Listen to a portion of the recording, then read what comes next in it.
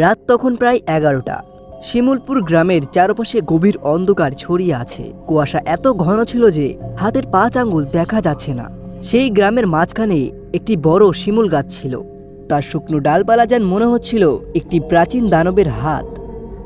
শোনা যায় এই গাছের নিচে সন্ধ্যার পর কেউ গেলে আর নাকি ফিরে আসে না। এই গাছ নিয়ে গ্রামের মানুষেরা ভয়ে থাকলেও কয়েকজন সাহসী যুবক এই গাছের রহস্য উদ্ঘাটনের জন্য পণ করল।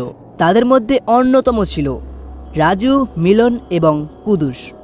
তিনজনই একে অপরের ঘনিষ্ঠ বন্ধু। তারা বিশ্বাস করত ভূতপ্রেত বলে কিছুই নেই।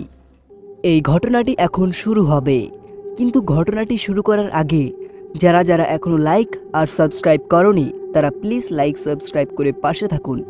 আর হ্যাঁ, আপনাদের কাছেও যদি কোনো ঘটনা কিংবা গল্প থাকে সেটি আমার সাথে শেয়ার করুন। তো চলুন আজকের গল্প শুরু করা যাক, যার নাম শিমুল গাছের অভিশাপ। একদিন সন্ধ্যাবেলা গ্রামের চায়ের দোকানে রাজু বসে বলল, আর কতদিন এইভাবে ভয় পাবো? শিমুলতলা ওই গাছের রহস্য একদিন না একদিন ফাঁস করতেই হবে।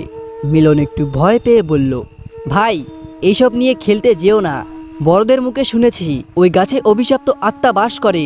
কুদুস রাজুর পক্ষ নিয়ে বলল, আরে ধুর, ওইসব গাঁজাখড়ি গল্প, চল কালকে রাতে গিয়ে দেখি কি হয়।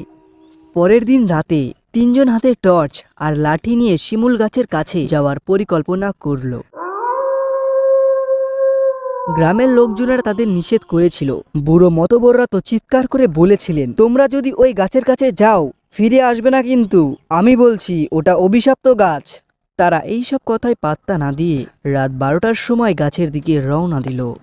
গাছের কাছে পৌঁছে তারা দেখতে পেল আশপাশ এতটাই নিস্তব্ধ ছিল যে নিজের হৃৎপিণ্ডের শব্দ কানে আসছে। হঠাৎ বাতাসে একটা অদ্ভুত গন্ধ ভেসে এলো। গন্ধটা যেন পোড়া মাংসর ছিল। রাজু টর্চের আলো জ্বালালো। সে দেখল গাছের ডালপালাগুলো যেন ছায়া মূর্তি হয়ে নড়ছে। কুদুস সাহস করে গাছের গোড়ায় গিয়ে দেখল।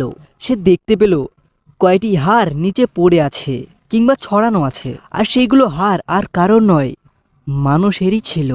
এমন সময় কুয়াশার মধ্যে এক বৃদ্ধর কণ্ঠ শোনা গেল।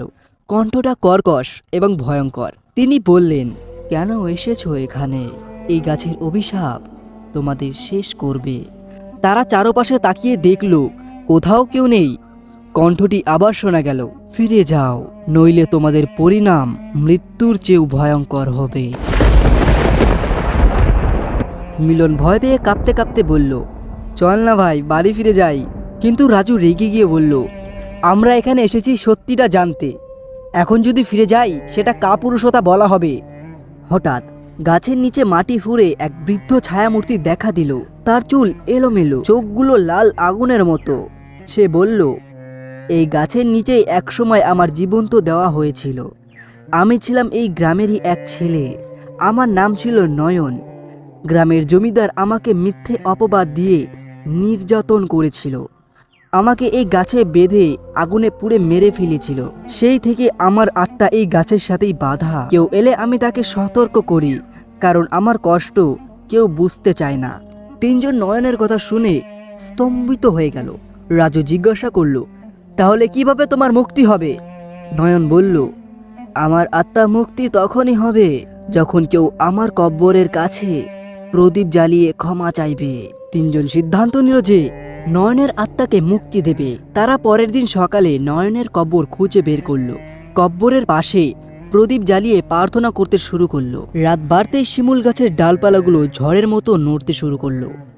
বাতাসে কণ্ঠ ভেসে এলো, ধন্যবাদ, তোমরা আমাকে মুক্তি দিয়েছ। এখন থেকে শিমুলপুর অভিশাপ মুক্ত।